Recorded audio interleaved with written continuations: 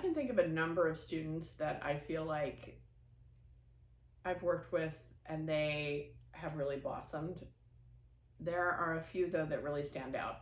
And I think of one student who was very bright, very capable, and just not able to keep all the balls in the air. And he faced a lot of challenges because of it. And it was particularly hard because he was really bright. And so he wasn't getting the grades he wanted.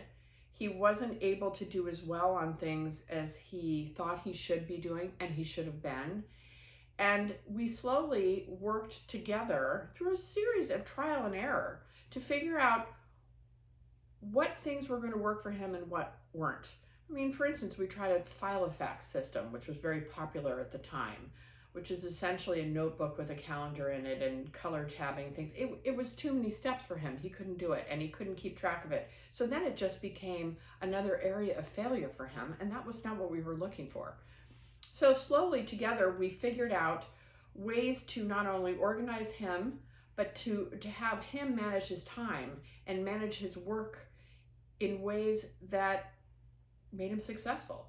Learning how to take breaks in his studies, to actually book it into his time, to know when to go back and say, wow, I didn't actually devote enough time to this project. I need more time. And to then figure out where to carve it out of the rest of his day or week or month.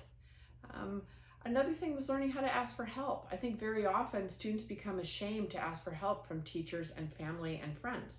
And that is something that we all need to do in our whole lives. So it's a skill set that teaching students how to ask for help and feel like, oh, that doesn't make me weak. That actually makes me strong.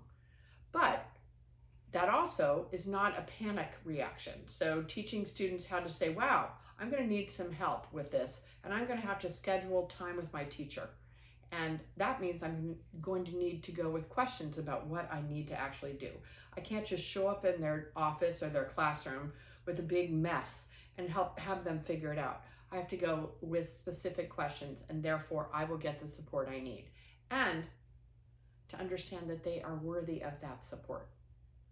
And that, I think, is probably one of my favorite parts of teaching students, that they are capable of not only identifying their own needs, but getting the support they need from people around them and identifying who those people are.